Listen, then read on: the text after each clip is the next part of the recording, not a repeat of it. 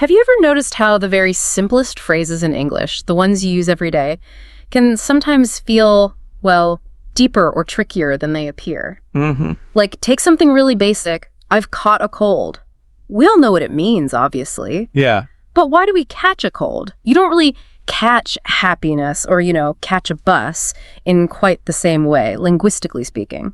That's a really brilliant observation. It's funny, isn't it? We spend so much time focused on complex grammar or hunting down really obscure vocabulary. Right.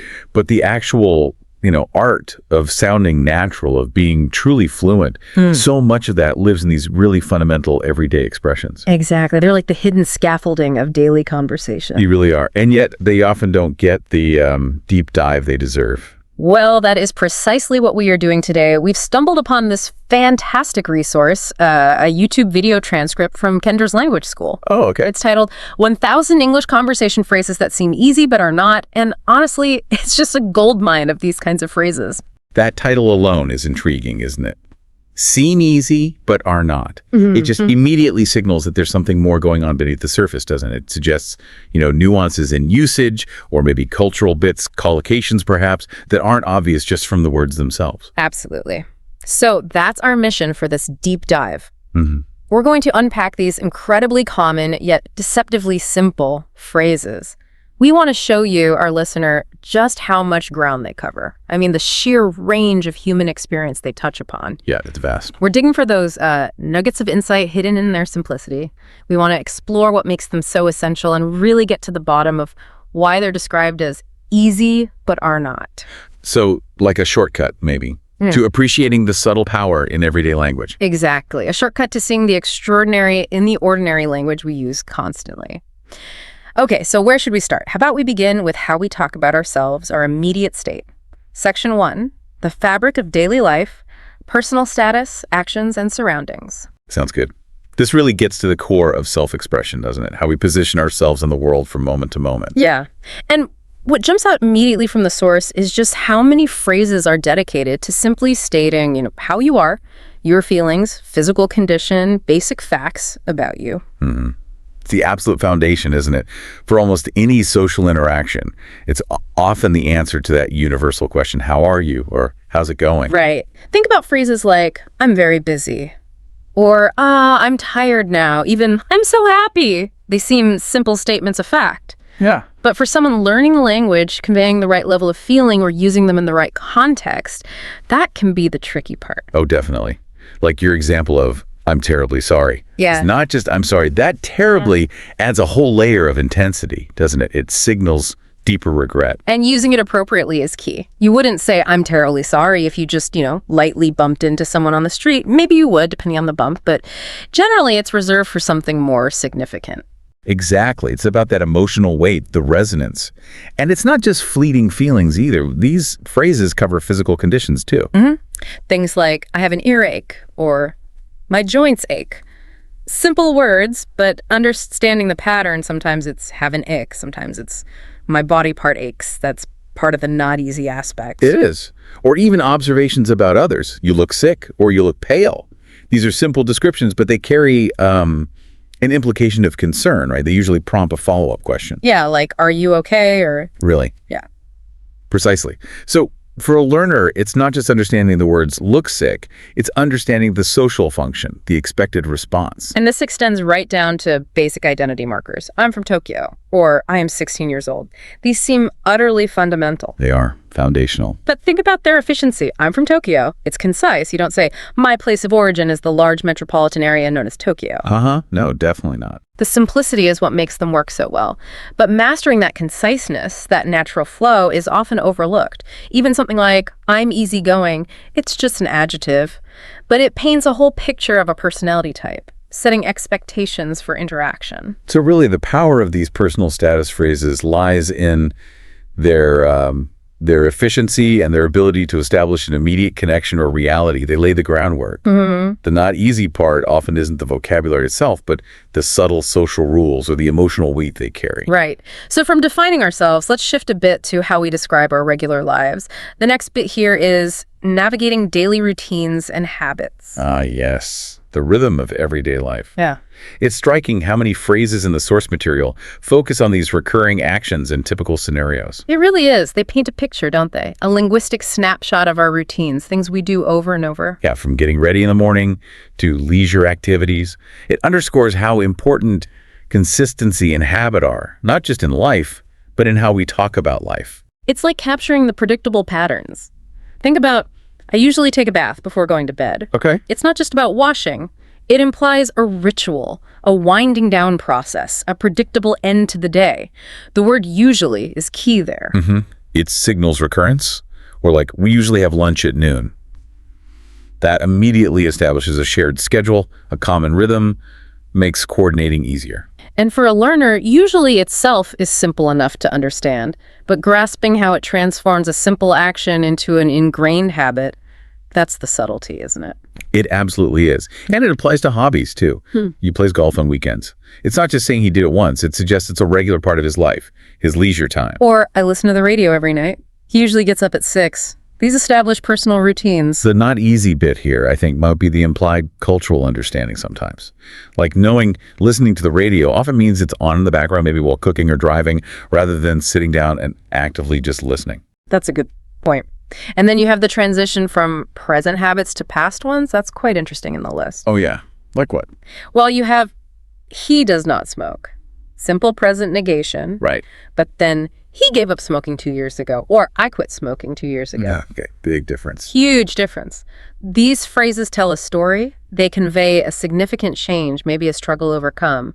Gave up or quit implies a conscious decision, adding layers that does not smoke just doesn't have. And choosing between gave up and quit, they're similar, but sometimes one feels slightly more natural depending on the context. That's another subtle challenge. Exactly. And then there's, I used to take a walk every morning. Oh, used to. That's a classic. Isn't it? It's grammatically straightforward, but it packs so much, meaning nostalgia, a discontinued habit, a life change. It's distinct from just saying, I took walks. Yeah, that simple past just indicates it happened. Used to specifically marks it as a past routine that no longer happens. Learners often mix those up. So really, when you master these routine and habit phrases, you're not just listing actions.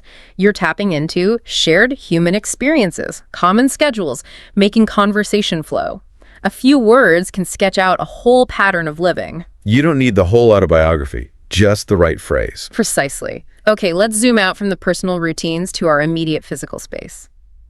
Observing the immediate environment and simple actions. Right. Grounding the conversation in the tangible world. What's around us, what we're doing with objects. These feel like the absolute building blocks, don't they? Foundational observations. They really are. But even here, there are subtleties. Think about describing where things are. Like, there is a pair of scissors on the desk. Seems simple. It is. Direct, visual, or this box is full of books. Quantity, location. There is an orange on the table. Here is my bicycle. What makes these not easy sometimes, I think, are those tiny little words, the prepositions, the articles. Is it on the desk, in the box? Is it a book or the book? Yes. Those small grammatical choices can completely change the meaning, or just make it sound off, unnatural, even if the main words are right. And it extends to describing the state of things, too. This book isn't interesting at all. That, at all, adds real emphasis to the negative judgment. Or the door is open now. Simple state, but it might imply something, maybe an invitation to enter or a security concern. And then you get those wonderful idiomatic states like, my telephone is out of order, or our refrigerator is out of order. Out of order. Classic, easy but not easy. The words out and order don't literally mean broken. Exactly. It's a set phrase, a collocation.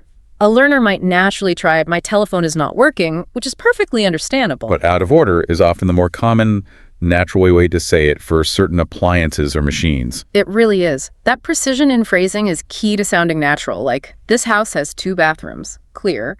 But a learner might say, this house owns 2 bathrooms. Grammatically okay, maybe, but just not how a native speaker would phrase it. Right. And simple actions too. She hung the calendar on the wall. Using the right past tense. Hung.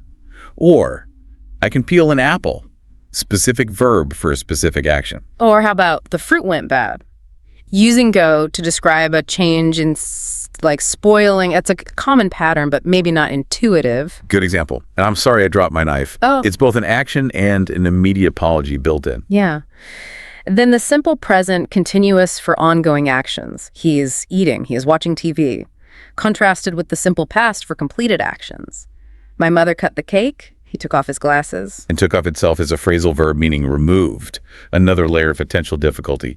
These little grammatical and lexical choices add up. They really do. So for you listening, think about how these basic descriptions create the scene for our conversations.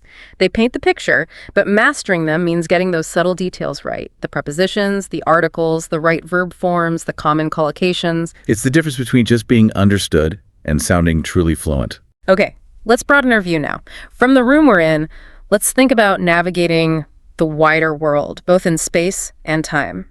Section 2 is navigating the world, movement, time, and nature's rhythms. Right. This makes sense.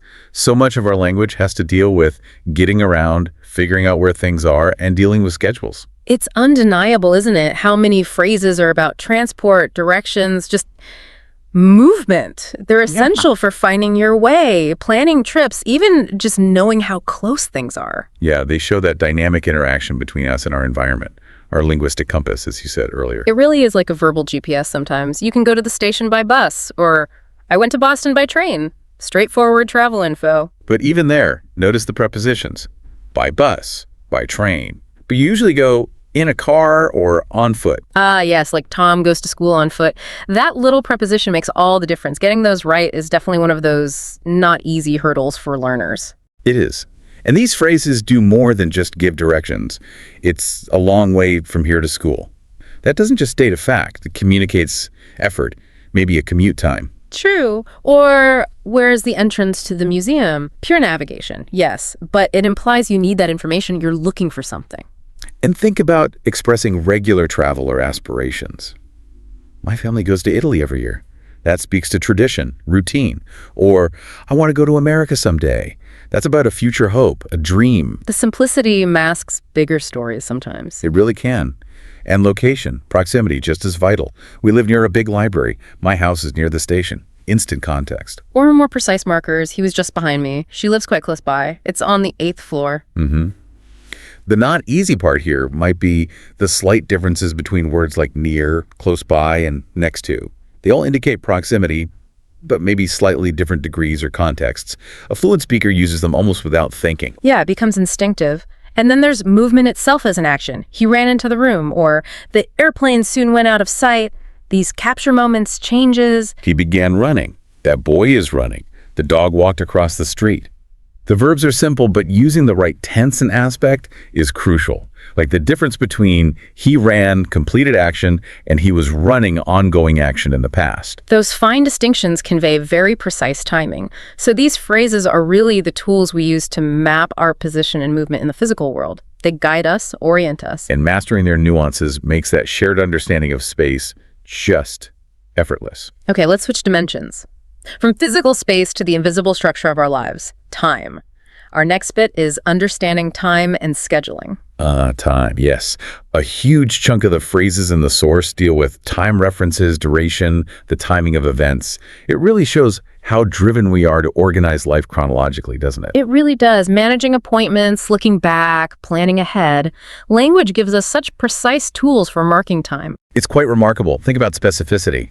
It took 5 minutes to get to the station. Quantifiable, useful for planning. Or, I will be back at 6:30. A clear commitment. I go to my father's place twice a year. That expresses frequency, but maybe also hints at family duty or connection. Yeah. The not easy part for learners here is often those tiny prepositions again, or subtle phrasing.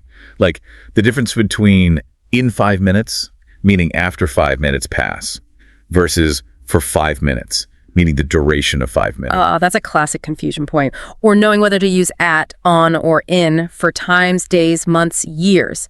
At 6:30, on Monday, in July. Exactly. Those patterns need to be absorbed. And these phrases anchor events too. Tomorrow is Mother's Day. I got married 8 years ago. They place things on a shared timeline. Even simple actions get time-stamped. I had breakfast at 7:30. She got up at 7:30 in the morning. Again, notice, at 7:30 for the specific time, but in the morning for the general period. Those prepositions are working hard. They really are. And the way we handle past versus future is efficient but crucial. Were you busy yesterday? Versus where have you been this week? Both past, But one is a point in time, the other a duration. Right, and then projecting forward, I'll be busy tomorrow. How long does he get to stay in Japan? Different future forms, different implications. And knowing which future form to use is key. Is it a plan, a prediction, a promise? Like, I've been ill in bed since last Friday. That present perfect continuous is brilliant. It links the past start of the illness right up to the present moment.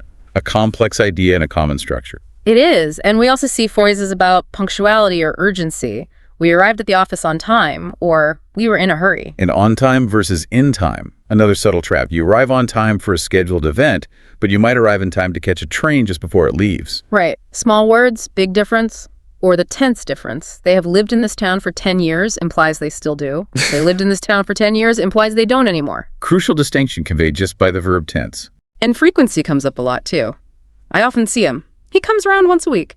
Predictable patterns. But then you get the lovely vague ones. He still writes to me from time to time, or they visit us from time to time. Yeah, from time to time. What does that even mean precisely?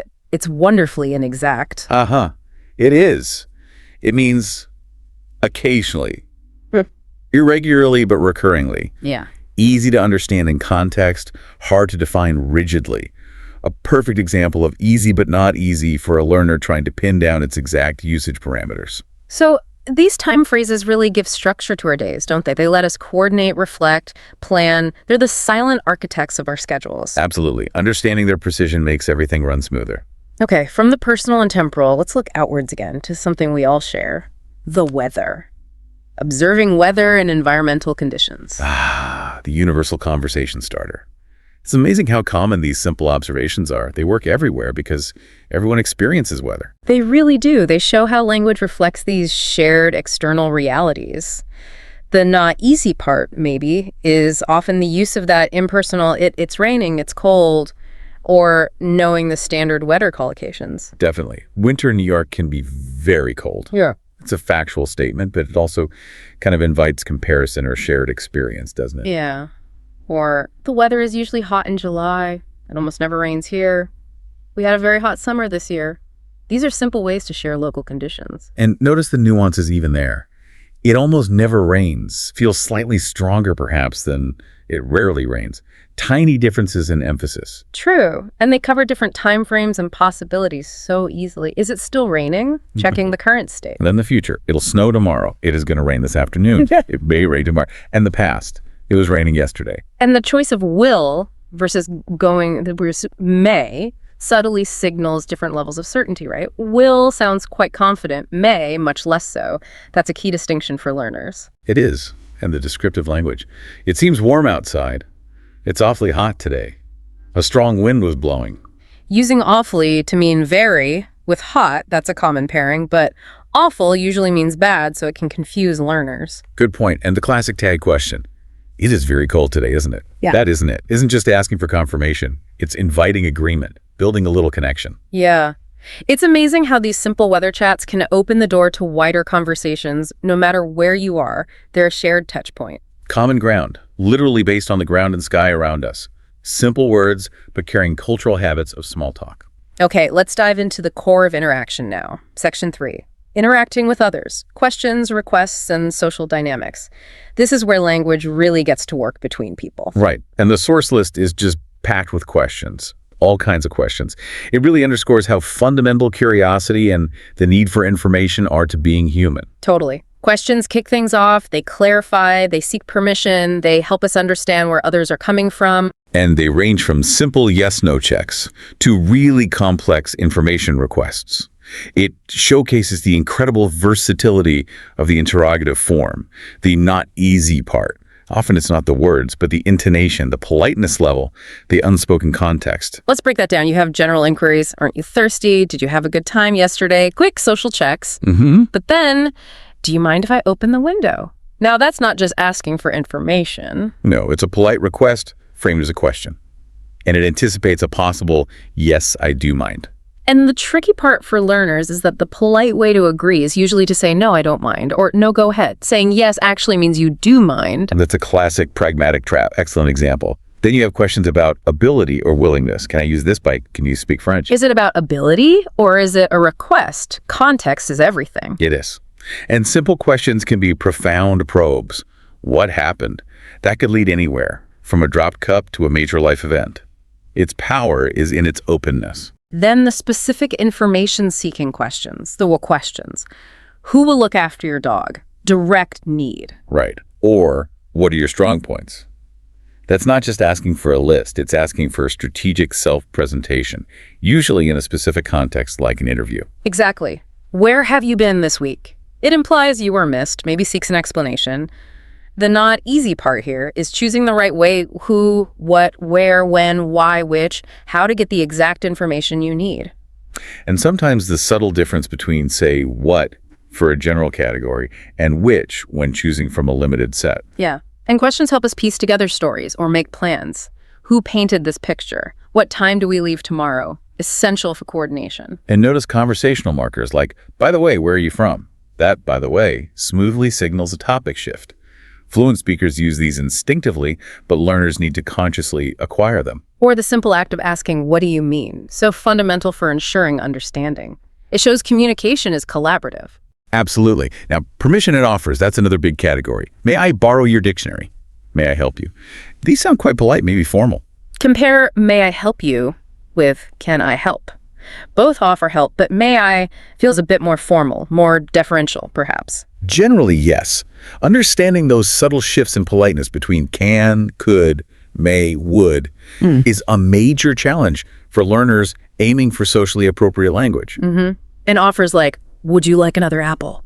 That would you like is such a standard, almost fixed phrase for polite offers. It is. And finally, those hypothetical or uncertain questions. I wonder if she'll marry him. I don't know she will come. These aren't seeking definite answers. They're expressing speculation, doubt. Moving beyond facts into possibilities. The if here introduces that uncertainty. So yeah, questions are incredibly dynamic. They're not just information tools. They're tools for engagement, understanding, navigating social complexities. And often the real meaning is way beyond the literal words.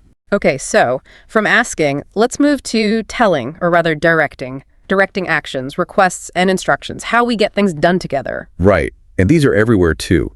Commands, suggestions, polite requests, they're how we coordinate, guide behavior, ask for help. They show the power of language to influence action. The not easy part. Often judging the right level of directness or politeness for the situation. We see the very direct commands first. Shut your mouth, pretty harsh, usually. Or wash your face, simple instruction. But even commands can be softening. Don't worry about that. It's grammatically a command, but the function is reassurance. Good point. Or let's open the window. That let's turns it collaborative, a suggestion rather than an order. Knowing when to use a direct imperative versus a softer let's or why don't we is key. Absolutely. And urgency comes in too. Do it right now before you forget. Adds pressure. Or emotionally loaded ones. Don't let me down. Simple words, but carrying expectations of trust, potential disappointment. Understanding that implied emotional contract is crucial. Then the practical stuff. Make a copy of this report. Please do it quickly. Adding please is the fundamental politeness marker, turning an order into a request. It's the magic word. And instructions. Stay home so that you can answer the phone. Look at the map on page 62. Clear directives. But then the more idiomatic ones creep in. Take it easy, meaning relax, calm down. Yeah, definitely not take something easily. No, or don't change your mind. Expressing a desire for someone to stick to a decision. These phrases where the meaning isn't literal are classic easy but not easy examples. They are. And politeness variations are huge here. Compare, get me a chair, please, still direct but polite with, could you bring me a pillow and blanket, please? Using could you or would you softens the request significantly, making it more deferential. Mastering those modal verbs for politeness is a big step, and suggestions often use question forms. Why don't you come to the movies with me? Or collaborative proposals. Let's split the bill. Let's take a break. Building rapport, not just issuing orders. So these directive phrases are like the gears of social interaction, aren't they? They make cooperation possible. And knowing how to phrase them appropriately, directly, politely, collaboratively is essential for smooth functioning. Okay, now from directing others, let's look at describing them and the interactions between us. Describing others and social interactions. Right. How we paint pictures of people with words, define relationships, talk about social situations. This gives us insight into perception and social dynamics. The not easy part can be distinguishing objective description from subjective judgment or picking up on cultural nuances.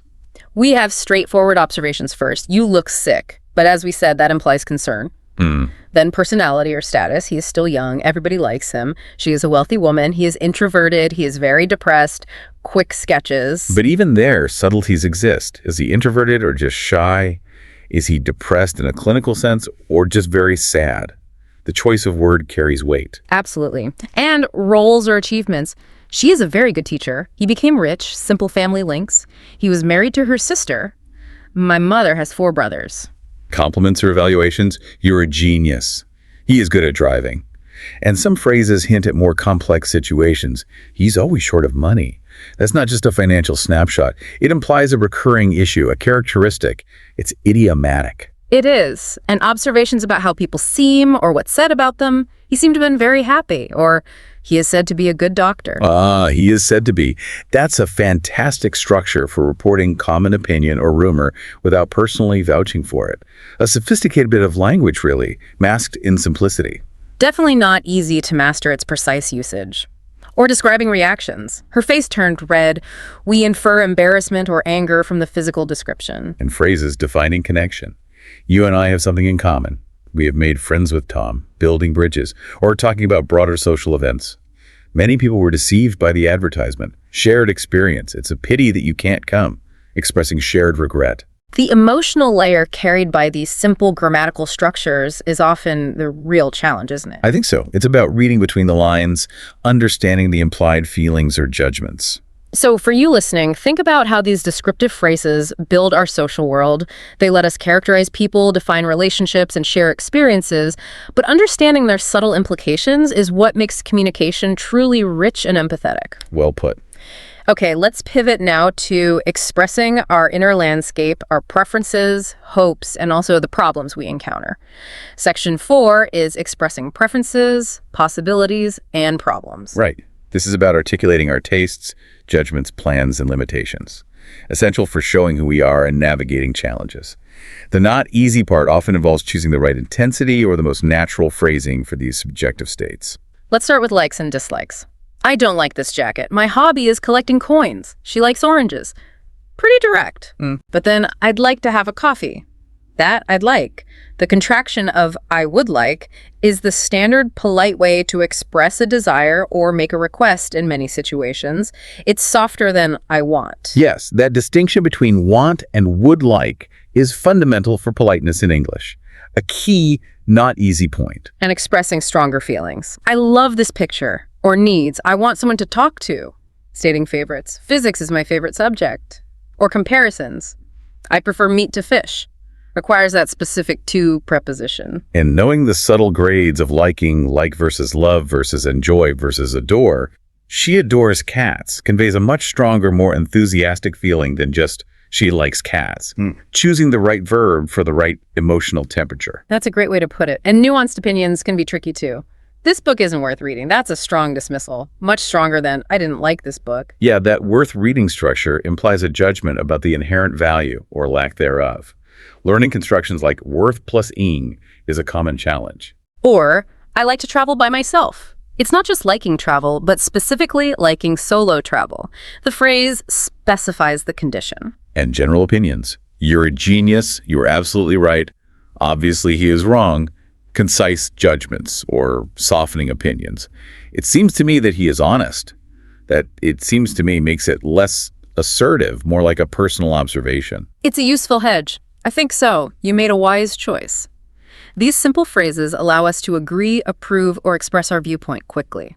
So these preference and opinion phrases really unlock personality, don't they? They help us find common ground, understand differences, get to know people better. Definitely. Now let's look ahead, discussing future plans, hopes, and possibilities. Okay, this is all about projection, planning, aspiration, uncertainty, how we use language to shape what's coming. The not easy aspect is often navigating the different ways English expresses the future and their subtle implications. We see speculation. I wonder if she will marry him. That wonder if signals uncertainty. Then firm commitments. I will be back at 6:30. Using will. But then informal obligations. I've got to go now. That have got to, often shortened to gotta, is super common for must or have to. Recognizing it in speech can be hard for learners. Very true. And expressing hopes or uncertainties. I wonder if the plane will arrive on time. I hope my dream will come true. I hope that you will get well soon. Using hope introduces that element of desire for a positive outcome. And deciding between will, going to, or even the present continuous for future events, that's a core challenge. Each suggests a slightly different nuance regarding plans, predictions, or certainty. Like your example, my sister's having a baby in June. Using present continuous for a definite arranged future event. That often surprises learners. It does, or offering reassurance. You will soon adapt yourself to this new life. A prediction meant to comfort, and expressing wishes, often counterfactual. I wish I could fly like a bird. Using wish with the past modal could signals it's an impossible desire. That subjunctive mood can be tricky. Definitely. And then simple intentions or promises, I'll come back, I'll give you a prescription. That often signals a spontaneous decision or promise made at the moment of speaking. Contrasted with, I'm planning to study tonight, or I'm going to buy a new car, where planning to or going to implies a pre-existing intention. Those distinctions are subtle but important for conveying the right meaning. Clear declarations, too. I want to close my account. I will never tell. Showing firm resolve. So these future-oriented phrases are our toolkit for navigating what's next. Right. Turning ideas into plans, expressing hopes, managing uncertainty, building the future through dialogue. Okay, now for the other side of the coin. Acknowledging challenges, limitations, and negations. Talking about what's not possible, what's wrong, what we lack. Crucial stuff. Setting boundaries, admitting problems, expressing refusal or disappointment. Language needs to handle the negative just as much as the positive. The not easy part, often the precise grammar of negation or choosing the most natural negative form. We see straightforward negations. He does not smoke. These aren't my books. Basic denial. But then more emphatic forms. He didn't say a word. That feels stronger, more complete than just he didn't speak, or I know none of them versus I don't know any of them. None can feel more absolute. Yeah, choosing the right negative construction for the right impact. And expressing inability. I can't do anything else. I can't sleep. I can't stand up. I can't lift my right arm. And the wonderful idiom, I can't help it, meaning I can't control it, or it's unavoidable, totally non-literal, perfect, easy, but not territory. Absolutely. Equipment failure gets its own phrase too. My telephone is out of order. There it is again. Reliable phrase. And expressing lack. He has no children. There is no hope of success. Using no directly. Or nothing remained in the refrigerator. Complete absence. There's a page missing. Specific lack. Differentiating between no, not, none, nothing, not any, and using them correctly in sentences is a major hurdle for many learners. It really is. And negating preferences or states, I don't like cheese very much. A fairly mild dislike. Versus, this book isn't interesting at all. That at all makes it a strong, emphatic negative. Big difference, we will never agree. Absolute future negation. And phrases that negate importance. It doesn't matter where he comes from. Dismissing relevance. And admitting fault or problems. It's not my fault. He ran out of money. Simple statements of negative situations. Or, describing difficulty, English is difficult to learn.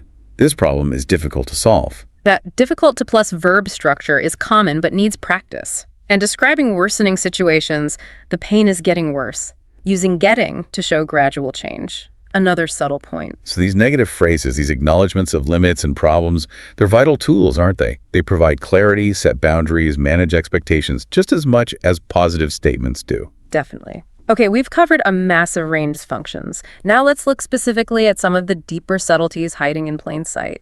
Section 5. The subtleties of simple phrases. Context and expression. Right. Peeling back another layer. First, those phrases that comment on the nature of things, general truths or abstract concepts. Yeah, how basic language can express scientific facts or universal observations very concisely. Exactly, like water freezes at 0 degrees centigrade. Simple sentence, scientific fact. Or fruits have seeds in them. Elephants live in Asia and Africa. A sponge absorbs water. basic biology or physics, stated simply. But even there, lexical choices matter. Y absorbs water for a sponge, not drinks or soaks up. Absorbs feels more precise, more scientific, perhaps. That's a subtle word choice. True. And statements of value or trend. A piano is expensive, or that kind of dress is now in fashion. These aren't just facts. They carry judgments or cultural context. Expensive implies a high cost, maybe luxury. In fashion implies current popularity, possibly fleeting. Understanding the implication is key. And abstract ideas. Time is the most precious thing, a common sentiment, a value judgment phrased as a definitive statement. Or comparing ideas. My idea is quite different from yours. Using quite to intensify the difference. Or summarizing failure. All our plans went wrong. That went wrong is another great phrasal verb. Idiomatic meaning. Failed, didn't work out. Simple words, specific meaning. So these phrases ground us in how the world works, physically and sometimes culturally. Their simplicity hides the precise word choices and the weight of the observations they carry. Okay, next up. How we relate things to each other. Comparisons and relationships. Fundamental stuff. Describing relative qualities, family links, social standing. We make sense of the world by comparing, the not easy part, getting the comparative structures right and understanding the basis of the comparison. So comparing abilities, she runs faster than I do, or opinions, his answer is different from mine. That structure than I do, or from mine, needs careful handling of pronouns and auxiliaries. It does. Get it wrong, and it sounds awkward quickly. Family ties are often simple comparatives too. My mother is 2 years younger than my father. Requires combining the comparative adjective with a specific measure, 2 years. Physical comparisons. He is stronger than I am. My sister is shorter than you. Mastering that basic than structure is core. And comparing possessions. Your bike is better than mine. Geographical scale. Asia is much larger than Australia. That intensifier much adds emphasis to the size difference. Good point. Or subtle differences. A turkey is a little bigger than a chicken. That a little fine-tunes the comparison, signaling a small difference. These little modifiers add precision. And finally, expressing identity or total similarity. They're all the same. Or the twins look exactly alike. Exactly alike is stronger, more precise than just alike. Yeah, knowing the difference between similar, alike, the same, and how to use them grammatically, that's another classic challenge area. So these comparative phrases are essential for adding nuance, for placing things in context relative to each other. They build a richer understanding. Right. And now for the grand finale, where the easy but not idea really comes home to roost. Common sayings and deeper meanings. Ah, yes. The paradox zone. Simple words, but carrying complex idiomatic meanings, cultural wisdom, deep emotions. These often require more than just literal translation. They demand cultural understanding. This is where learners can really get tripped up. We're talking idioms and figurative language first. There is no smoke without fire. Not about camping. It's a proverb, right? Meaning suspicions usually have some basis in reality. Exactly. Abstract idea, concrete image. Or time flies like an arrow. A beautiful, simple metaphor for speed. A learner might get time flies, but like an arrow adds that poetic punch. Or the fantastic, these products are selling like hotcakes. Haha. Makes no literal sense at all. None. But it vividly means they're selling incredibly fast, very popular. Or don't spill the beans. Classic idiom. Don't reveal the secret.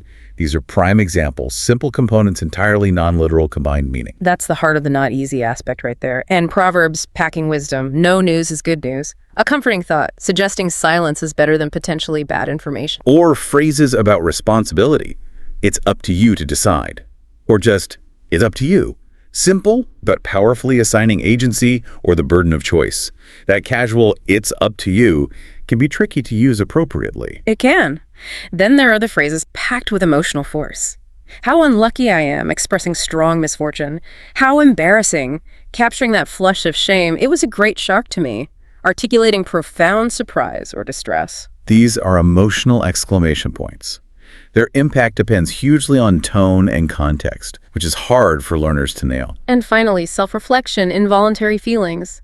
I felt like crying. Not that you did cry, but you had the urge. That felt like doing something. Structure expresses inclination. Subtle distinction. Or I'm tired of reading, expressing weariness with an activity. Yeah. And I can't help crying, implying an uncontrollable emotional overflow.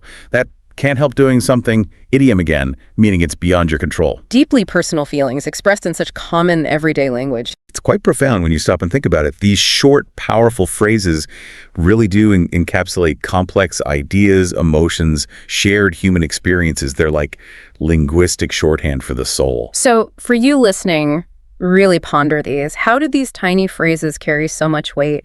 Understanding them goes way beyond just the dictionary definition. It's about understanding the culture they live in. What a journey we've been on. We've gone through, well, maybe not all 1,000, but hundreds of these seemingly simple English phrases from that Kendra's language school source. And I think what's become crystal clear is that their real power isn't in complexity, but in their incredible, almost unbelievable versatility, the sheer range of human life they managed to cover. It's staggering, really. From our most private feelings and physical states to our daily grind, observing the world, moving through it, interacting, questioning, requesting, it's all there. These basic phrases are truly the bedrock. They are the foundation of everyday communication. And that easy but are not idea. I think we've seen it's not really about hidden, complex grammar rules most of the time. No, not usually. It's about the depth of meaning these simple forms can carry. It's about the subtle nuances in connotation, the way context changes everything. It's about the idiomatic nature of so many common pairings, words that just go together, and just the sheer breadth of situations they apply to. They are the invisible scaffolding, aren't they? Yeah. Supporting all the richer, more complex things we say, often without us even noticing their foundational strength. You absolutely need them for fluency, for that natural rhythm and connection. You really do. Simple words, yes, but demanding quite a sophisticated grasp of context, culture, politeness, and those subtle linguistic patterns. So let's leave you, our listener, with a final thought to chew on, something provocative maybe. How does getting better at these seemingly basic phrases do more than just help you communicate? How might it actually shape how you perceive and understand the everyday world around you? Ooh, interesting question. Like, does mastering the language of daily routine make you notice routines more?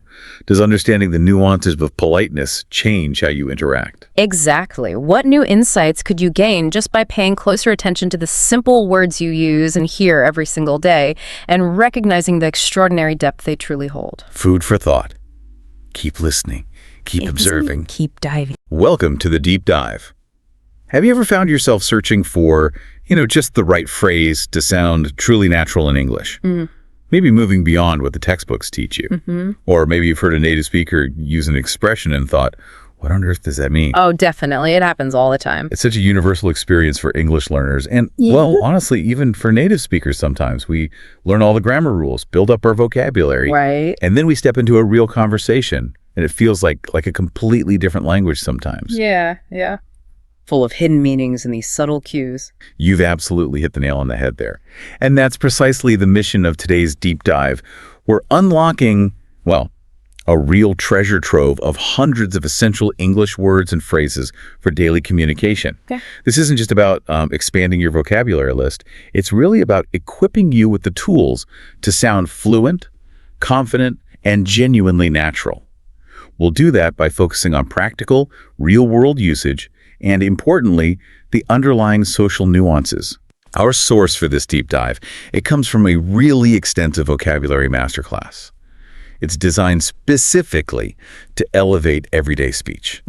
So what we've done is filter through that wealth of information to bring you the most impactful insights, the surprising uses of common words, and those aha moments that, really make a difference. We're trying to cut through the noise to give you the signal. So for you, our listener, who we know thrives on gaining knowledge quickly, but also thoroughly, we promise actionable insights, things you can integrate immediately. Right. Whether you're prepping for, say, an important meeting, just catching up with friends, maybe navigating a new city while traveling, or even if you're just intensely curious about the intricacies of the English language. Yeah. This deep dive will sharpen your communication skills across casual chats, professional settings, you name it. Okay, let's kick things off with something really fundamental.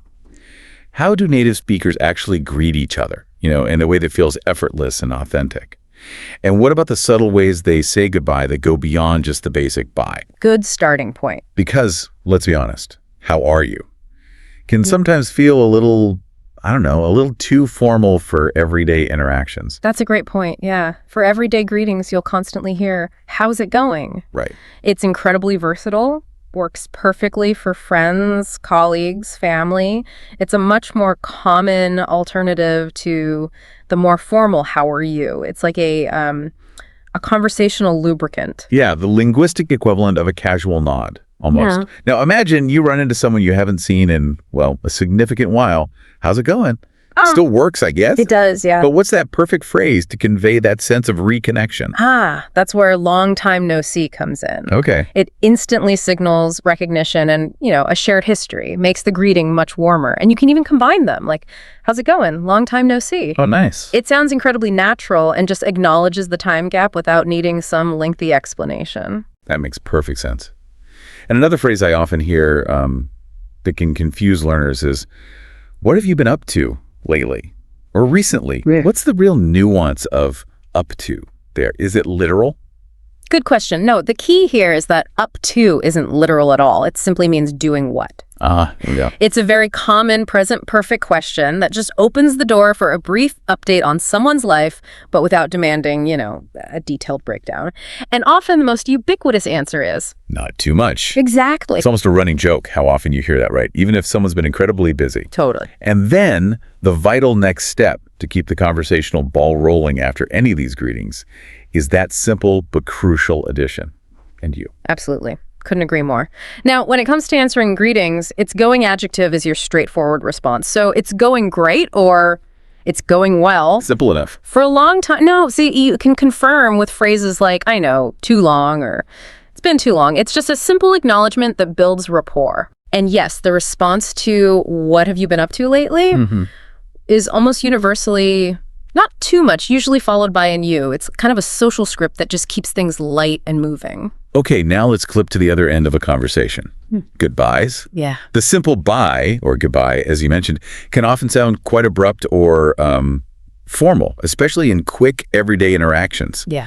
So what are the natural, everyday ways to end a conversation that truly reflect native usage? You're spot on. In general situations, think leaving a store, a restaurant, finishing a quick customer service call, you'll frequently hear, take care. It's common, warm, and really versatile. A general farewell that conveys a nice sense of well-wishing. That's a great one. And I often hear variations on have a good, what's the full spectrum there? Oh, yeah. You'll hear have a good time reference, like have a good day, morning, afternoon, evening, or night. Right. Or for a general alternative that works any time of day, simply have a good one. I have a good one. Yeah, that's super common. It is. Short, sweet, covers all bases. And what's interesting is how native speakers often layer these. It's not just one, it's like a conversational combo platter. Yes, I noticed that. You'll hear things like, bye, take care, have a good one. Or bye, take care, have a good night. It just adds that extra layer of warmth, doesn't it? Precisely. And you can get even more specific, maybe replace good with adjectives like wonderful, fabulous, or fantastic.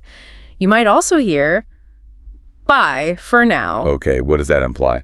It subtly implies that you expect to see that person again, probably in the not too distant future. Got it. Another polite option is enjoy the rest of your time period.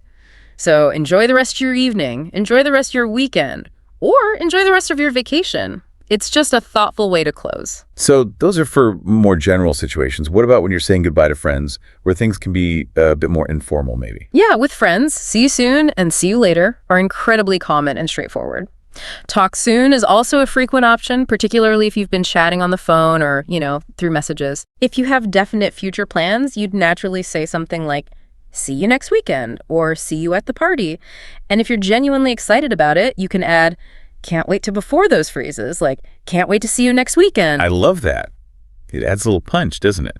What if you want to reflect on the time you just spent together? Like, acknowledge the interaction itself. Oh, good point.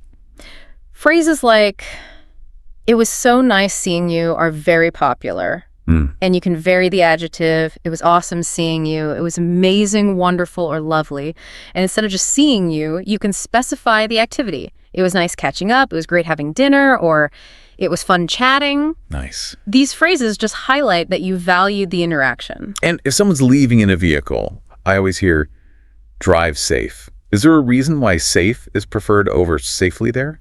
Because grammatically, safely should be the adverb, right? That's a classic nuance. You're right. Technically, safely is the adverb modifying drive. But safe functions colloquially here as an adjective describing the desired outcome of the drive that you arrive safe. Ah, okay. It's a common example of informal spoken English prioritizing, well, conciseness and common usage over super strict grammatical rules. You can also say, have a safe trip. Makes sense. And to maintain connection, especially if you don't have immediate plans set, common phrases include, let's catch up soon, don't be a stranger, or the very popular, keep in touch. Right, those are good for keeping the door open. Exactly. These expressions, they really build a social fabric, allowing for nuanced interactions that reflect your relationship. Okay, now for some informal, maybe even slangy expressions that signal you need to leave. These are usually for friends, family, or maybe very casual coworkers, right? Definitely. We often use gotta or Right. got to. So phrases like, I gotta go, I gotta jet, I gotta head out, I gotta take off, I gotta hit the road, or I gotta get going, I'll signal your departure. Got a jet. I like that one. Yeah, like, it's 6.0, I gotta jet. Simple and widely used options also include catch you later or just later. Later. Very concise. Very. You might even hear humorous, less common phrases like catch you on the flip side or catch you on the flippity flip. They're just playful ways to say, see you later. Right, maybe a bit dated now, but you still hear them. Yeah. I've definitely heard peace out or just peace. I don't personally use them, but it's good to recognize them. Yeah, exactly. And probably the most common informal expression really is simply see ya, just a shortened version of see you later. For personal goodbyes with loved ones, the tone is everything. Bye, my love is often said with a very affectionate tone. You might even hear, I miss you already. Oh, that's sweet. Yeah, it's a sweet expression of attachment, even if they're still right there in front of you. Or using pet names like bye, sweetheart, sweetie, cuddle bear, or darling. And of course, if you have young children, there's that really cute one. See you later, alligator. In a while, crocodile. Exactly. That's definitely for the little ones. For sure. Now, in professional settings, work, interviews, networking events, the farewells naturally become more formal. Right. Got to shift gears. Yep. You can say, looking forward to seeing you again soon. Or use a gerund verb like, looking forward to working together. You can also use a noun, such as looking forward to the conference. These are professional ways to express anticipation of future interaction. Okay. And if it's a first meeting, like networking. Phrases like, it was a pleasure meeting you, or it was nice talking to you, are standard and convey polite closure. In a job interview setting, you'd express appreciation. Thank you so much for this opportunity, and I look forward to hearing from you. Crucial for interviews. Absolutely. The interviewer, in turn, will also express appreciation. Thank you so much for coming today, or thank you so much for your time today. And they'll often conclude with, we'll be in touch shortly, or we'll be in touch soon, which sets an expectation for follow-up. And sometimes a superior might offer words of encouragement or signal availability, right? Yes, like, keep up the good, great, amazing work. Or, if you need me, I'm a phone call away, you know where to find me. Or that classic office phrase, my door is always open. Good ones to know. What's fascinating here, really, is how the choice of greeting or farewell instantly sets the tone for an interaction. These seemingly small linguistic details are, well, they're crucial for building rapport and conveying just the right level of politeness and familiarity. They're not just words, they're social signals. Okay, let's explore this a bit more. Beyond just hello and goodbye, there are so many situations in daily life where having the right phrase can make all the difference. Especially when you need help, maybe, or want to decline something politely. It's about navigating those everyday interactions smoothly and, with confidence. Absolutely. Let's start with saying thank you like a native speaker. Beyond the simple thanks, you'll frequently hear, thanks so much, thanks a million, and thanks a bunch. Okay. While thank you is always polite, notice how often native speakers drop the you and just say thanks. This seemingly small change carries a subtle shift in thanks, often feels a bit more immediate and informal, perfect for quick exchanges. Yeah, thank you can feel a bit more deliberate, maybe for something bigger. Exactly. And to sound really natural, you'll often hear casual options like, you're the best, or you rock. They're fantastic for showing genuine appreciation to friends. Love those. If you want to be a bit more formal or polite, you can say, I really appreciate it, or that's so nice kind of you. Okay, so responding to thank you, what are the alternatives to the standard, you're welcome? Right. The most common and versatile phrase you'll hear, especially in North America, is no worries. Everywhere. Yeah. You can extend it to no worries at all. It's a very relaxed, almost breezy way of saying you're welcome, conveying that the favor was no trouble at all.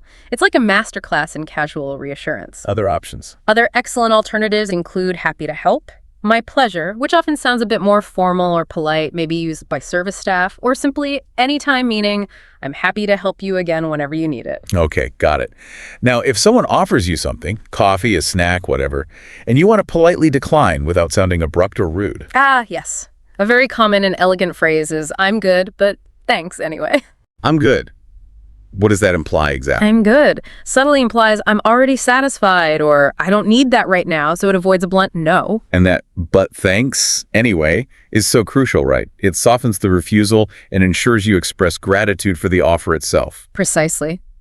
You also hear variations like, no thanks, I'm good, none for me, but thanks anyway, or I'll pass, but thanks. All polite, all appreciative. Okay. What about requesting help?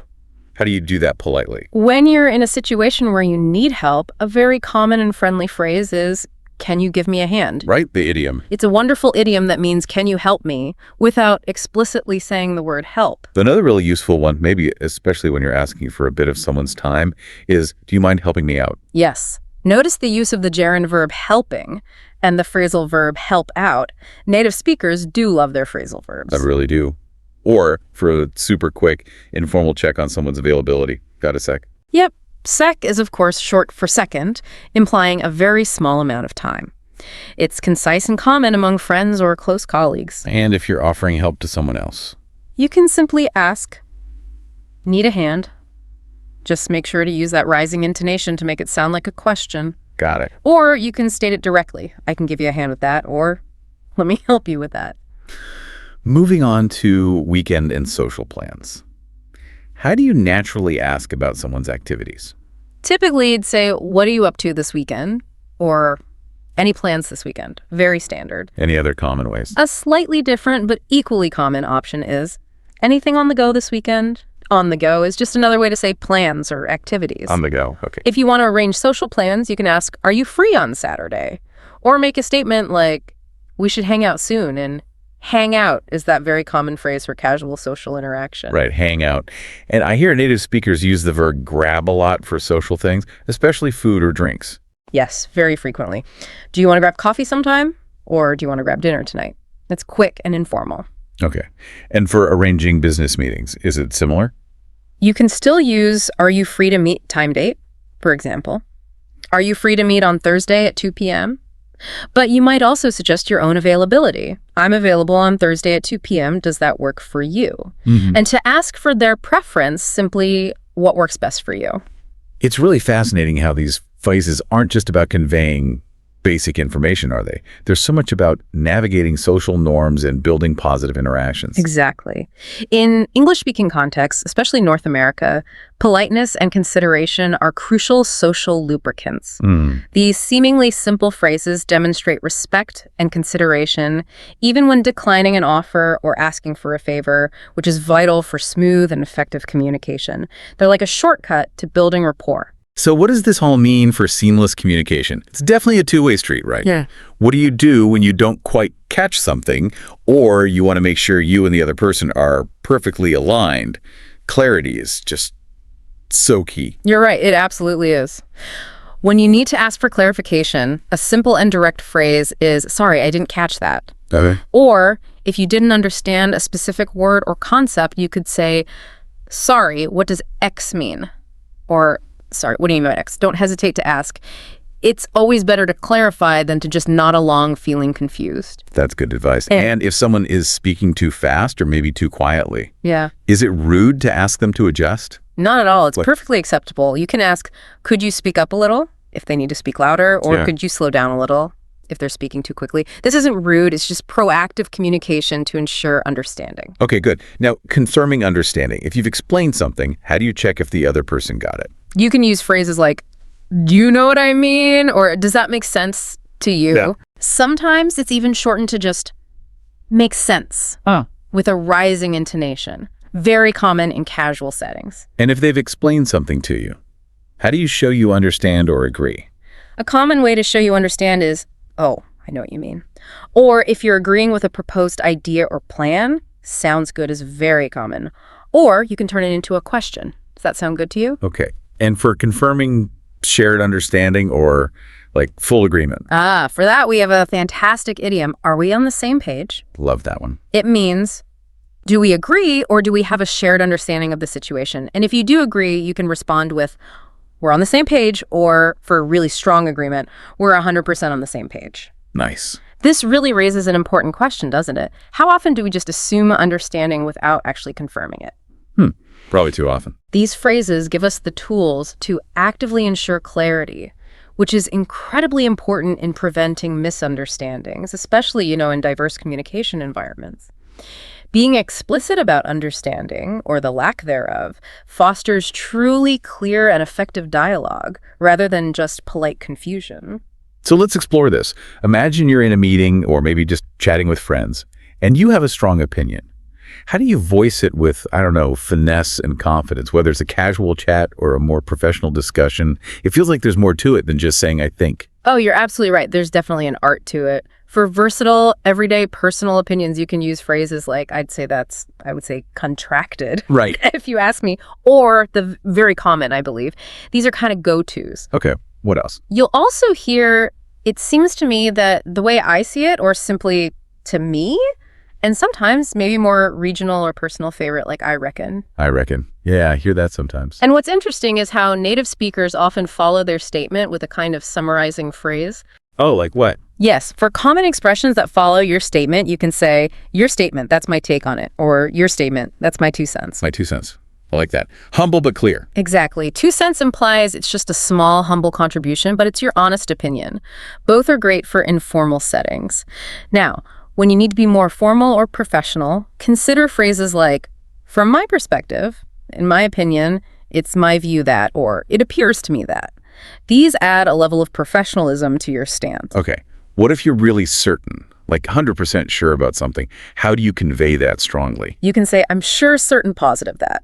Or, to sound really firm and leave basically no room for doubt, it's obvious, indisputable, undeniable, unquestionable that. Yeah. Even it's beyond a doubt. These convey very strong conviction. But sometimes you want to express uncertainty or maybe doubt, perhaps to be more diplomatic or to invite correction.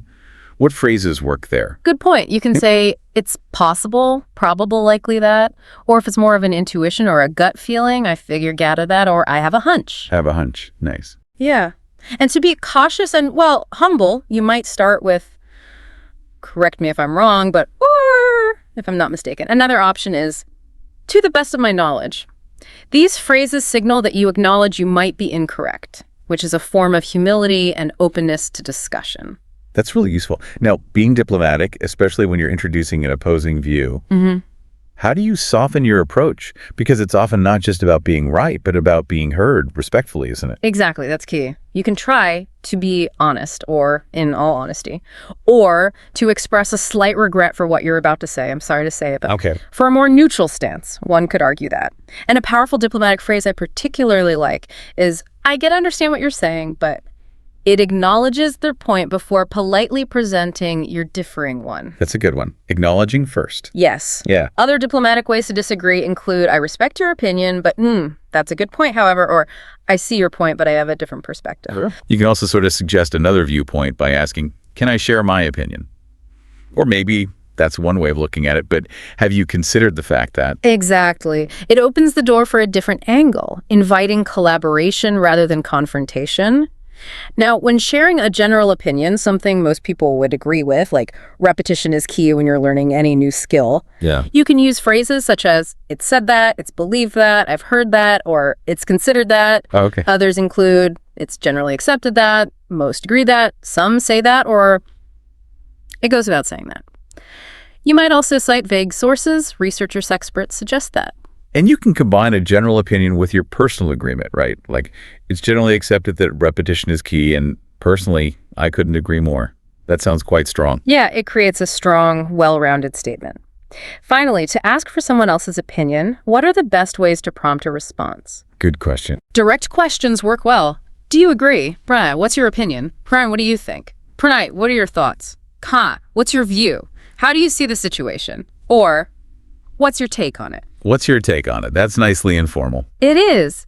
And to connect it back to the listener's own experience, you can ask, what about you? Ka, how about you? Ka, has that been your experience? Ka, what has your experience been? Or is that something you would support too? Lots of options there. What's really fascinating here is how carefully chosen words can allow us to express strong convictions or delicate disagreements without, alienating the person we're talking to. The variety in this vocabulary area allows for far more sophisticated and respectful communication, truly demonstrating a nuanced understanding of English social dynamics. Okay, let's talk about the unsung heroes of advanced English. Transition words. Imagine a conversation or maybe a presentation that just flows seamlessly, connecting ideas effortlessly, making your thoughts just a joy to follow. The secret. Transition words. Exactly. They are truly the GPS for your listener's mind, as you put it earlier. That's a perfect analogy, yeah. Transition words are individual words or phrases that organize your ideas and show the logical connections between them. They're commonly used in formal or academic writing, sure, but they are equally powerful in spoken English to make you sound advanced, professional, and just clear. They signal to your listener where you're going next. Okay, let's dive into some key categories. First up, cause and effect. This is when you're explaining causation, right? Like, I spilled my coffee, as a result I changed my shirt. Simple, clear cause and effect. Right. And you'll find a spectrum of formality here. For a very formal context, you might say, consequently, hence, accordingly, or thus. Okay, quite formal. Yeah. More common in everyday or business speech would be for that reason, as a result, therefore, or simply so. And then, since and because are used to introduce the reason directly, while due to is typically followed by a noun phrase. Choosing the right one really depends on context and the tone you want. Got it. Next up, chronology or time sequence. This is all about ordering events. Think, first I went to the store, next I worked out, finally I made dinner. It just guides the listener through a sequence. Exactly. To organize chronologically, you have a wide range. Firstly, to start begin at the beginning start. For subsequent points, secondly, afterwards, next, then subsequently, and later. For the end points, thirdly, finally, lastly, and the classic last but not least. Good to have variety there. Yeah, using different words for different steps helps avoid sounding repetitive and keeps the narrative engaging. Then we have contrast for showing opposing ideas. A classic example. I love ice cream, but I'm lactose intolerant. These two ideas are in opposition, and the transition word makes that really clear. For contrast, you can use however, although, though, or but. However is generally more formal, often starting a new sentence or clause, while but is super common in everyday speech, linking clauses within a sentence. Mastering these allows you to acknowledge differing points without losing your own argument. Okay. Addition of similar ideas is next. This is simply adding to a point, right? Yeah. Like, I love ice cream. In addition, I love cake. It just builds on the previous statement. Yep. Common transition words for addition, from sort of formal to informal, include furthermore, moreover, further, additionally, in addition also, and just plain and.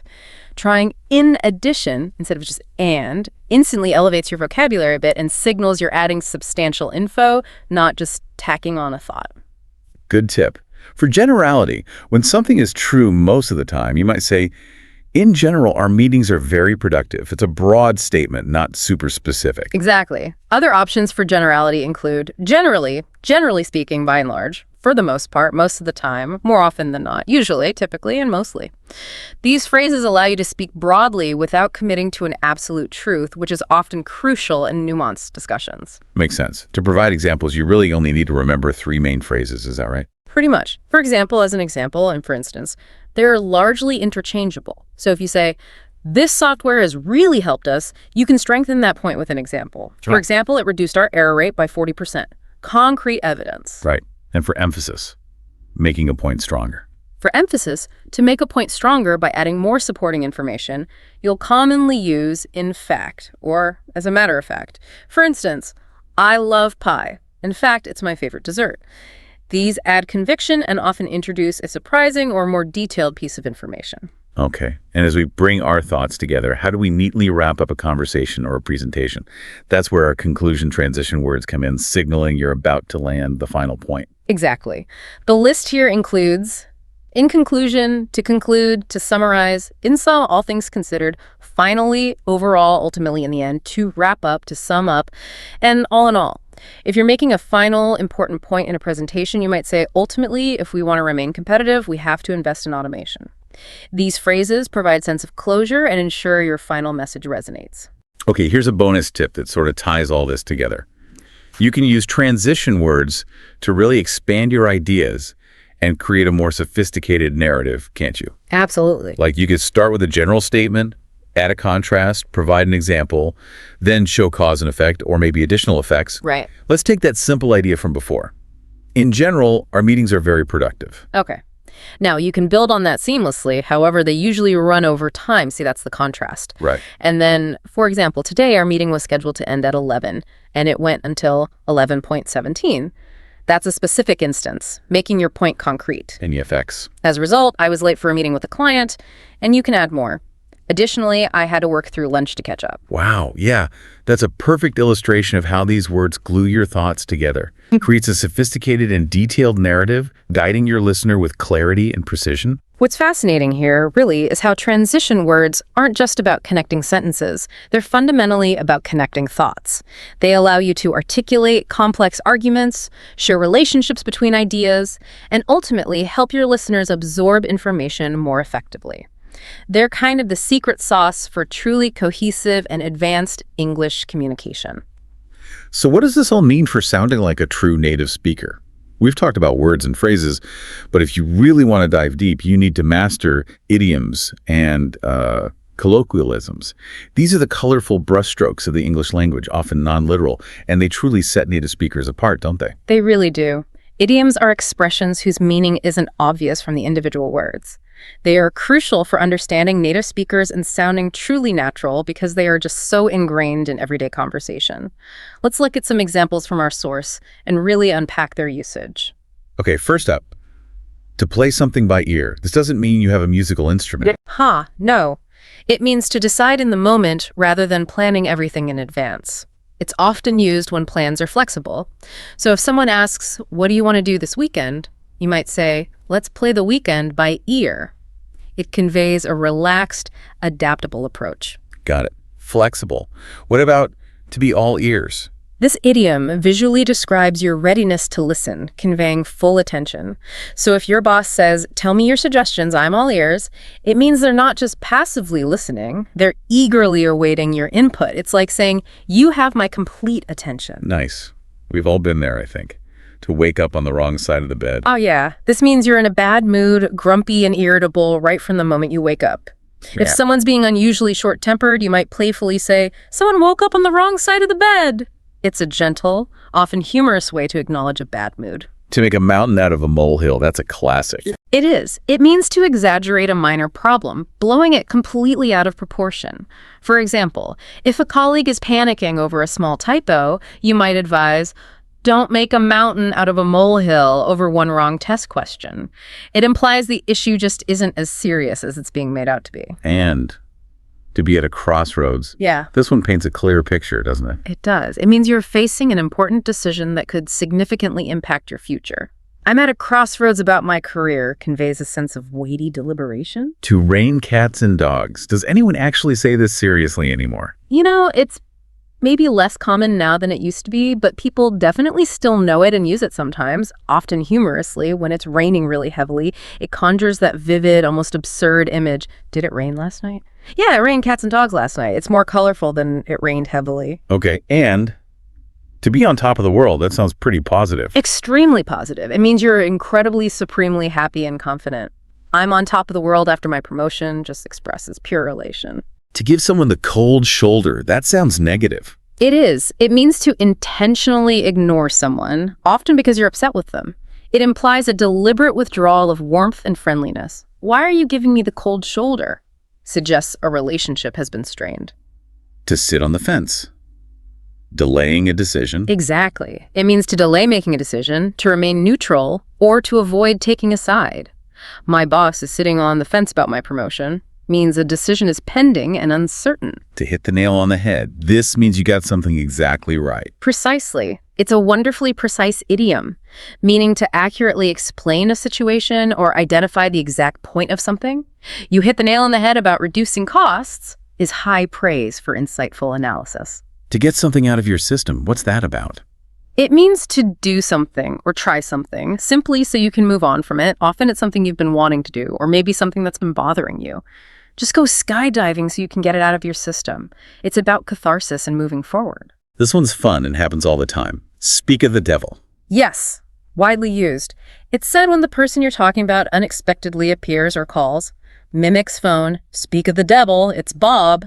It's just a lighthearted acknowledgement of the coincidence. To give someone the benefit of the doubt, that sounds fair. It is. It means to trust someone's explanation or intentions, even if you have reasons to be skeptical or aren't entirely sure. Let's give him the benefit of the doubt. Maybe he is stuck in traffic. It conveys fairness and understanding. No pain, no gain. A classic proverb. Absolutely. It means hard work and sacrifice are necessary to achieve desired results. To improve public speaking, no pain, no gain emphasizes the effort required for mastery. Yang in there. Simple encouragement, right? Simple yet powerful, a phrase of encouragement meaning don't give up or persevere. Learning a language is hard, but hang in there. It offers comfort and motivation. It's not rocket science, meaning it's not complicated. Exactly. It's not difficult to understand or do. Becoming a confident English speaker is not rocket science, is an encouraging way to say it's achievable. To let someone off the hook for giving a mistake. Sort of. It means you don't punish them for a mistake or hold them accountable for something they were supposed to do. I'll let you off the hook for being late today implies a one-time reprieve. To make a long story short, a lifesaver sometimes. Totally. It's a common phrase used to briefly summarize a longer narrative. Long story short, we missed our flight. Cuts right to the chase. The ball's in your court. Whose turn is it? It signifies it's someone else's turn to make a decision or take the next step. We offered her the promotion, now the ball's in her court. It clearly defines responsibility. To get to have your ducks in a row. Being organized. Yep. Means to be well prepared and organized, ensuring everything is ready. They should have gotten their ducks in a row before the conference. Suggests a lack of preparation if they didn't. To pull someone's leg. Teasing. Exactly. To joke with someone, to tease them playfully, not maliciously. Don't get upset, I'm just pulling your leg.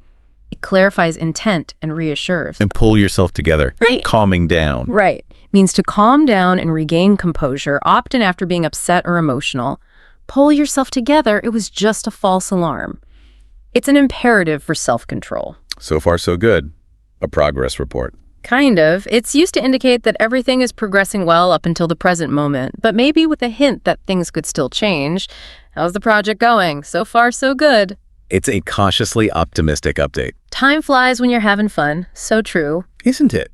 It means you don't notice time passing when you're enjoying yourself. Wow, it's 1 a.m. already. Yeah, time flies when you're having fun. Don't judge a book by its cover. A lesson in perception. Absolutely. It means you shouldn't judge someone or something based solely on appearance or initial impressions. Don't judge a book by his cover. Look at his resume first. To miss the boat. Miss opportunity. Exactly. Lose an opportunity by being too slow or failing to take action in time. The application deadline was last week. I missed the boat. To spill the beans. Revealing secrets. Usually accidentally, yes. Don't spill the beans about the surprise party. Means keep it secret. And finally, to be under the weather. Feeling sick. Yep. Feeling unwell or sick, usually mildly. I'm a little under the weather today. It's a polite and common way to indicate mild illness without going into details. What's fascinating here is how these idioms are not just words, but cultural shortcuts. They offer a window into the everyday thinking and shared experiences of native speakers, making communication richer and more authentic. Okay, now let's shift to colloquial words and expressions. These are informal language used in everyday speech, right? Casual but friendly and natural. How are they different from slang? Good question. Colloquialisms are widely understood and generally acceptable in informal situations. Slang can be much more informal, sometimes specific to a certain group or region, and might even be considered unprofessional in many contexts. Colloquialisms are more about building rapport in everyday chat. Got it. So, first, colloquialism. Yeah. Let's hit the books. Study time. Exactly. It means to begin studying, often intensely. I have a big test tomorrow, so I need to hit the books.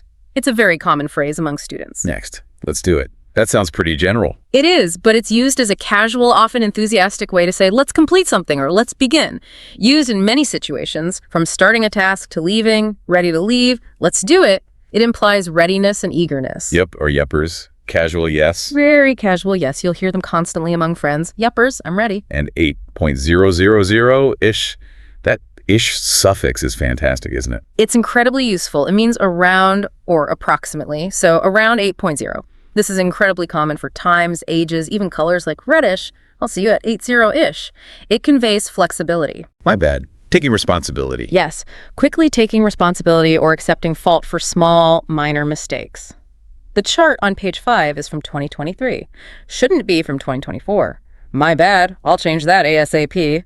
It's a humble, concise admission, not usually for big screw-ups. We've mentioned it before as a response to thank you, but no worries is also a top colloquialism, meaning it's okay or don't worry about it, right? Absolutely. It's incredibly versatile and conveys that relaxed, forgiving attitude. And similar to no worries is no big deal, or it's even shorter form, no biggie. Right. It means it's okay, non-significant, or not important. Thanks for the free lesson PDF. No big deal. It minimizes the perceived effort or significance of something done. 100%. Strong agreement. Very strong agreement. A trendy, emphatic way to say you completely agree she doesn't do her fair share of the work. 100%. It's powerful and common. To be into something, meaning you like it. Yeah, means to enjoy or have a strong interest in something. I'm really into yoga. It's a casual way to express passion or interest. Let's Uber it. This shows that trend of turning nouns into verbs, right? Exactly. It means, let's take an Uber. You'll hear this constantly now. I'll email you or I'll WhatsApp you, demonstrating how language evolves, especially with technology. That's wild. Showing surprise. Yep. Used to show surprise or amazement at something unexpected or unusual. A lot of Ubers won't accept my ride because I live outside of the city. That's wild. That's really, with that questioning tone. Also used to show surprise or mild disbelief. I don't get Uber Eats. It won't come to my area. Really? If someone says, I have a question, and you reply, shoot, what does that mean? It's an informal, direct way to say, go ahead, ask your question. Give me a shout. Contact me. Exactly. Means call me or contact me. It's friendly and informal. Give me a shout when you land. You flip me the invite? That sounds very current. It does. Here, flip means to send electronically, often implying quickly, and invite is a shortened noun for invitation. It's highly colloquial and efficient, especially for things like digital invitations. In a sec. Soon, yeah, means in a second, or very soon. You can also ask, do you have a sec? Meaning, do you have a moment to talk? Newbie. New person on the team. Yes, refers to a new member of a team or group, usually in a casual and often affectionate way. Can you show Sarah how to file the reports? She's a newbie. If something is dialed in, like a routine. Means it's fully optimized or perfected, functioning exactly as it should.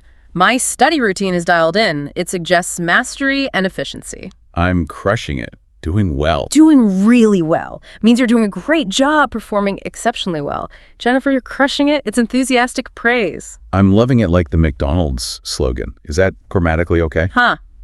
Technically, love is a state verb, so grammatically it shouldn't be in the continuous form, but it's become so widely accepted and used largely thanks to that slogan to emphasize current enjoyment. I'm loving this song. It adds an energetic punch to your feeling. So yes, colloquially, it's fine. Learning English is a piece of cake, meaning easy. Very easy. You might even hear it if you have a great teacher helping you. We shot the breeze, just chatted casually. Exactly. Made small talk or had a casual, lighthearted conversation about unimportant things. My neighbor and I always shoot the breeze when we take out the garbage. And finally, you're on fire. Similar to crushing it. Very similar. Means you're performing really well or doing a great job. You just added 24 common and natural expressions to your speech. You're on fire. What's fascinating here is how these idioms and colloquialisms are not just words, but cultural shortcuts. They offer a window into the everyday thinking and shared experiences of native speakers. Truly mastering a language means not just knowing the rules, but understanding and using its natural, informal expressions, making communication more authentic and relatable. Okay, so let's unpack this further. Language isn't one size fits all, right? Mm-hmm. What you say to a friend might definitely not work in a job interview or maybe while you're traveling. Yeah. So how do we tailor our English for these specific situations? It's all about understanding the context and choosing the right tone and vocabulary, I guess. Precisely. Let's start with workplace and professional phrases. If you agree or support a suggestion, a highly effective phrase is, I'm on board with that. For instance, we're on board with a new strategy for increasing sales. It conveys enthusiastic agreement and commitment. Okay, on board. Got it. And to confirm shared understanding, that vital check-in we mentioned, are we on the same page? Yes, like, after our discussion, it seems like we're on the same page regarding the project timeline. It's a great way to ensure alignment without sounding condescending. When a situation benefits everyone, what's that called? That's a win-win situation. Subscribing to this channel is a win-win situation. It highlights mutual benefit. To ask for someone's opinion or feedback, simply say, "What are your thoughts on this?" Or, "What are your thoughts on the new marketing strategy?" It invites participation. When you want to encourage creative thinking, that classic phrase. We need to think outside the box. Widely recognized idiom for innovation. If you need to postpone a discussion in a meeting, maybe to stay on track, you can say, "Let's circle back to that later." It shows respect for the topic while managing time effectively. Makes sense.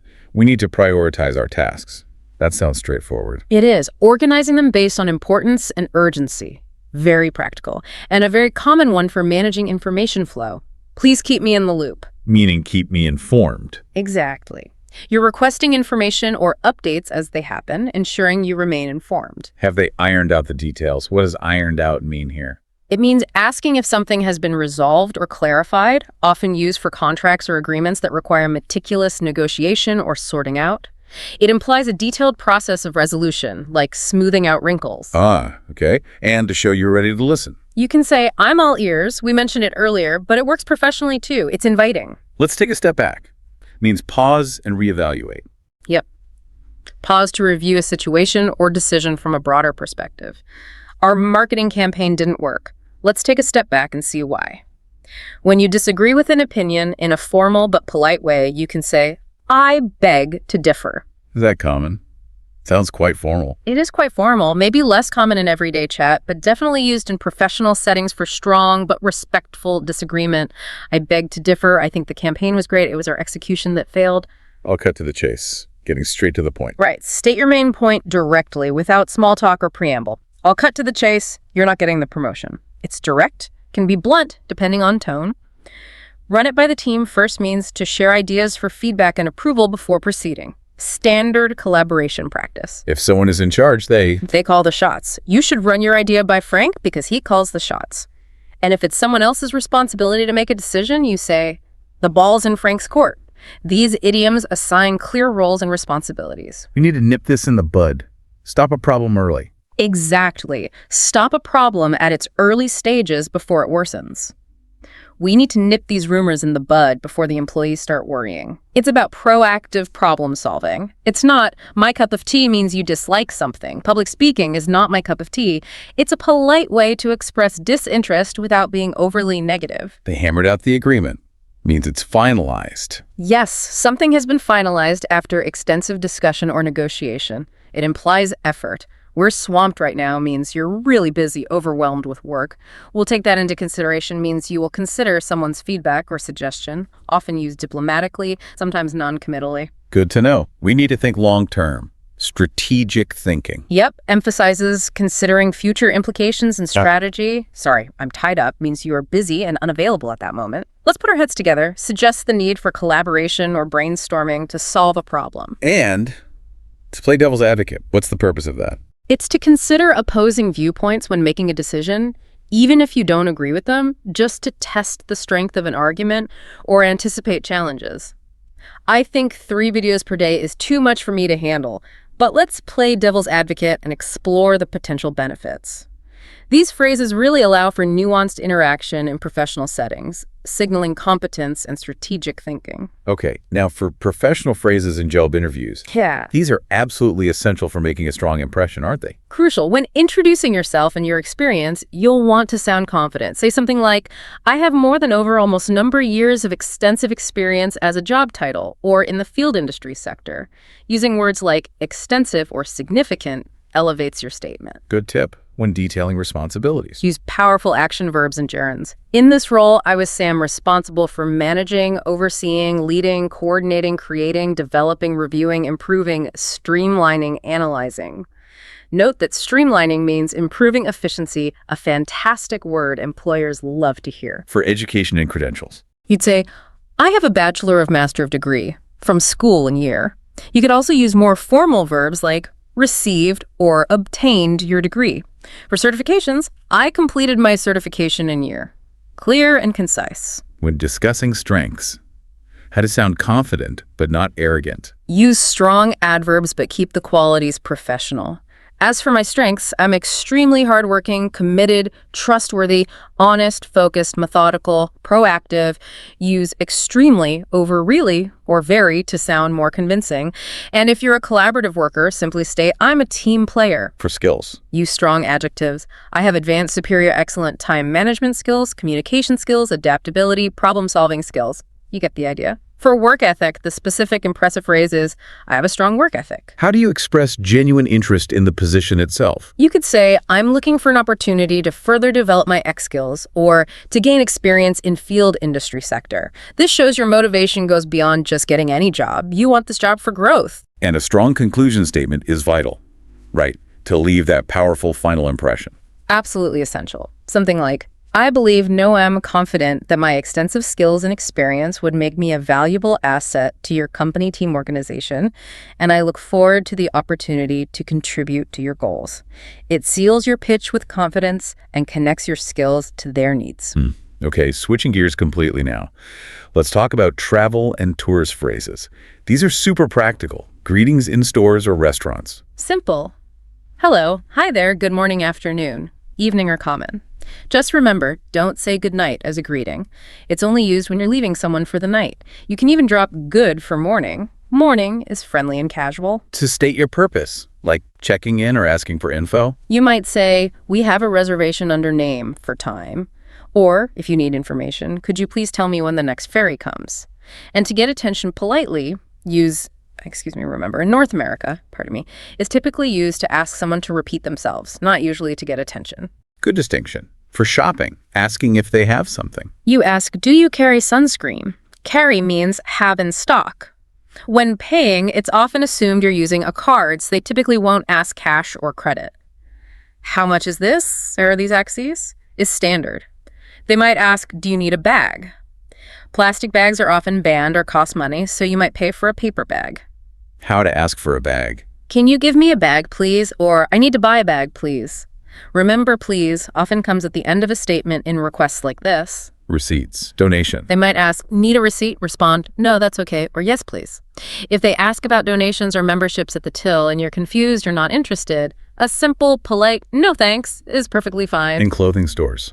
Yeah. If you're just looking. You can say, I'm just looking, thanks, or I'm just browsing, thanks. If you need something specific, I'm looking for a small backpack to try something on. Where can I try this on? Or where are the fitting rooms, changing rooms?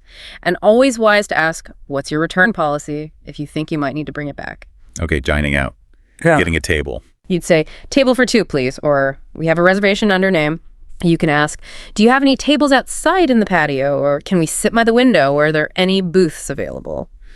What about allergies or modifications? Is that okay to ask for? Absolutely. It's extremely common and expected in North America. Be clear. I'm allergic to nuts.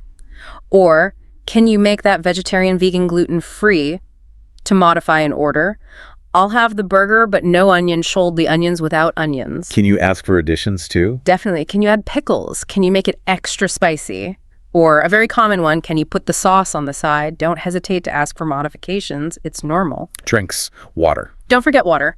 Can you bring us some water, please? If they ask sparkling or still, you can say, tap water is fine. Tap water is generally drinkable and free everywhere in North America. Finding the facilities. Ask, where are the bathrooms or where are the restrooms? Generally not toilets in North American public settings.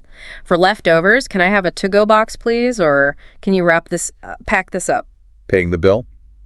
Tipping. When ready, say, just the check, please, or can you bring me the bill, please?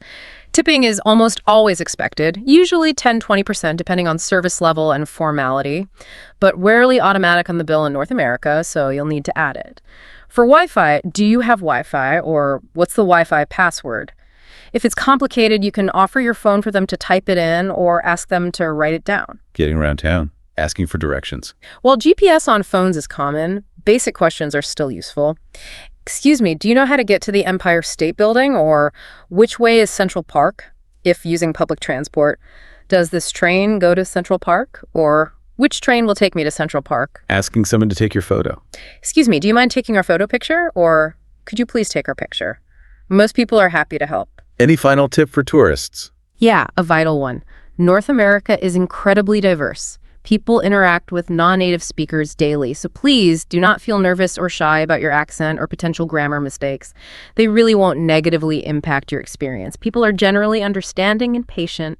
Just embrace the communication. That's great advice. Lastly, let's touch on some advanced IELTS formal phrases for general discussions.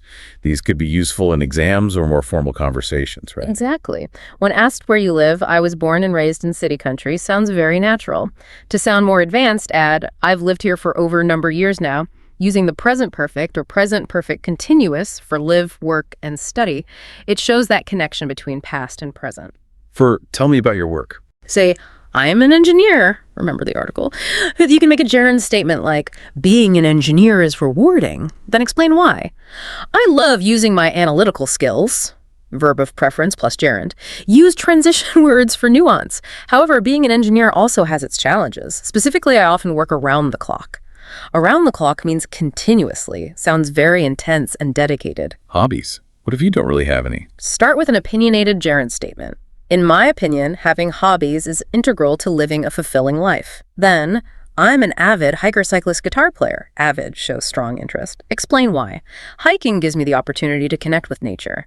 If you genuinely don't have hobbies currently, be honest, but frame it positively. "Until now, my focus has been primarily on my career. However, I'm considering taking up painting." Take up means start a hobby, consider plus gerund, then explain the benefit. "Drawing will give me the opportunity to express my creative side." Talk about family. "I'm from a close-knit family" is a great description. Or, "Everyone in my family gets along really extremely well." A fantastic common phrase is, "I take after my mom in looks and I take after my dad in personality." Take after means resemble physically or in personality traits. For travel aspirations. "I'd love the opportunity to travel to visit Egypt." Use the second conditional for hypothetical travel. "If I could travel anywhere, I'd choose Egypt." A gerund statement like, "Visiting Egypt is at the top of my list," shows strong desire. You can make it even stronger with present perfect. "Traveling to Egypt has been at the top of my list for as long as I can remember." Adding an opinion helps too. Definitely. "From my perspective, the pyramids are one of our world's greatest treasures," and express deep enthusiasm. "I'd revel in the opportunity to see them with my own eyes." Revel in means thoroughly enjoy, very strong. Okay, a final bonus tip for formal settings or exams, clarifying your answer if you feel you weren't clear. Yes, this is powerful. Memorize a few phrases like, "What I'm trying to say is who." What I mean is who. What I'm getting at is who, to put it another way, or in other words. Yeah. These are invaluable for ensuring your message is understood precisely as you intend it. Excellent. This really raises an important question, doesn't it? How do these specific pockets of language shape our ability to function effectively, whether we're closing a deal or just ordering coffee? It's about more than just being understood. It's about seamlessly integrating into various social and professional contexts. So what does this all mean for you, our listener? Wow, we've just taken a whirlwind deep dive into some of the most essential and natural English expressions for pretty much every facet of your daily life. From those initial greetings all the way to the nuances of idioms and the precision needed in professional communication. The sheer volume of practical knowledge we've covered is truly incredible. It's a lot, yeah. We deeply encourage you to actively try integrating these phrases into your daily communication. Language learning isn't just about absorbing information passively, is it? It's an ongoing process of discovery, practice, and, well, bold experimentation sometimes. Every single new phrase you master, every nuance you grasp, builds not just your vocabulary, but your confidence and your connection to the language itself. Absolutely. And if we connect this to the bigger picture, the true power of these everyday expressions isn't just about sounding native, though that's nice too. It's really about building bridges, understanding those unspoken cues, and truly finding your unique voice in the rich tapestry of the English language. It's about communicating not just words, but meaning, intention, and ultimately connection. So how will you use these nuggets, these little pieces of gold, to deepen your next conversation? That's a powerful thought to leave you with. Until next time, keep diving deep.